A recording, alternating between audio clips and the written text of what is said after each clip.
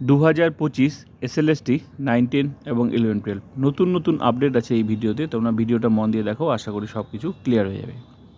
9, 10 documents verification পিছিয়ে গেল। 11, 12 7 জানুয়ারি panel প্রকাশ হওয়ার কথা ছিল, সেটাও পিছিয়ে গেল। কারণ কলকাতা হাইকোর্টের নির্দেশে 150 জন ক্যান্ডিডেটের ইন্টারভিউ নিতে হবে নতুন করে, আবার ডকুমেন্টস ভেরিফিকেশন আছে। কেন এদের নতুন করে ইন্টারভিউ নিতে হবে? কারণ এদের ক্যাটাগরি আপডেট করতে বলেছিল কলকাতা হাইকোর্ট।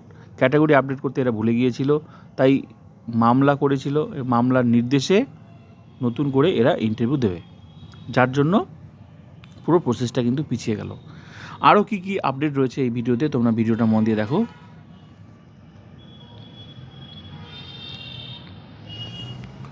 কলকাতা হাইকোর্টের নির্দেশ মেনে একাদশ দ্বাদশের 150 জনের মতো চাকরি প্রার্থী তথ্য যাচাই করে ইন্টারভিউ নিতে হবে। এই প্রক্রিয়া শেষ হওয়ার পরই একাদশ দ্বাদশে সম্পূর্ণ প্যানেল প্রকাশিত হবে, তার আগে নয়। ফলে তারপর মেধা তালিকা বা প্যানেল বেরোতে 7 জানুয়ারি পেরিয়ে যাবে। এই কারণে ফের পিছিয়ে যেতে পারে নবম দশমের তথ্য যাচাই বা ভেরিফিকেশন প্রক্রিয়াও, যা শুরু হওয়ার কথা ছিল 29 ডিসেম্বর থেকে।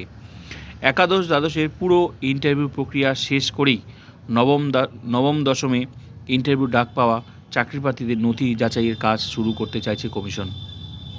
সেক্ষেত্রে যদি 29 ডিসেম্বর নবম দশমের নথি যাচাই শুরুও হয়, আবার কিছুদিন বন্ধ থাকবে। একাদশ দ্বাদশের ইন্টারভিউ শেষ হয়ে প্যানেল প্রকাশের পর আবার নবম দশমের নথি যাচাই শুরু হবে। সেক্ষেত্রে নবম দশমের প্যানেল প্রকাশও কিছুদিন পিছিয়ে যেতে পারে। সুপ্রিম কোর্টে কমিশনের দেওয়া হলফনামায় অনুযায়ী 31 মার্চ নবম দশমের মেধা তালিকা প্রকাশ করা হবে বলে জানা গেছে।